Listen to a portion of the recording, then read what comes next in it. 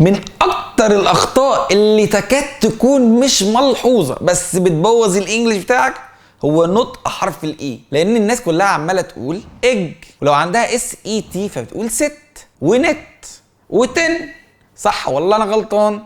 صح. عايزين نظبط نطق حرف الاي بس، وشوف الفرق معايا في الامريكان انجلش بتاعك يبقى عامل ازاي، ولما تيجي تسمع حاجه شوف برضه هتبقى عامله ازاي. يلا بينا. حرف الاي في الامريكان انجلش الساوند بتاعه ساوند، يعني ما تقوليش نت، هتقول لي نت. مش فرق ممكن تبقى مش واخد بالك منه، بس لو ركزت فيه وعملت عليه براكتس هيوديك في حته ثانيه.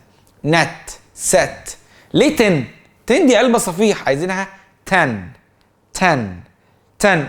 ايه بن دي؟ عشان انفعلت بس. ايه بن دي؟ بن دي دبوس. القلم اسمه بن، ساوند بن. والفيل اسمه اليفنت، اليفنت. ورقم 11 اسمه 11، ورقم 7 اسمه 7، ورقم 10 اسمه 10. فنقول 1 2 3 4 5 6 7 8 9 10 11 12. ما قلتش 12. وطبعا في كلمات هتلاقي حرف الاي بيتنطق ساوند، بس انا بقول لك على القاعده، ولان لكل قاعده شواذ لازم تبقى سامع كل حاجه. ايه بقى اللي بيتنطق ساوند؟ ها؟ ده حرف الاي.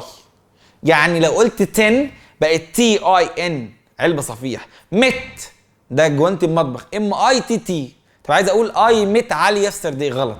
اي مات علي يسترداي، مات ام اي تي ساوند. فبص 10 10 ده حرف الاي. 10 ده حرف الاي. 10 10 بن بن. تعالى مثلا ريد ار اي دي ريد. بص ريد احمر ريد. بس كده. تعرف اصلا ان حرف الاي يعني مثلا كلمه زي اي ان حط لها اي في الاخر تبقى اين. لايك فاين، ها؟ لايك واين، ها؟ لايك باين. طب عندك مثلا اي كي تبقى اك، حط لها اي في الاخر. لايك بايك، اي دي اد، حط لها اي في الاخر. ايد، لايك وايد، لايك رايد. خلاص؟ يبقى بكل سهوله نعرف الفرق بين حرف الاي وحرف الاي. ولو عاوز تعرف اكتر سيب لي كومنت او مسج قول لي عايز ادخل معاك كورس الامريكان اكسنت او كورس الفوناتكس، وانا عليا الباقي. سلام.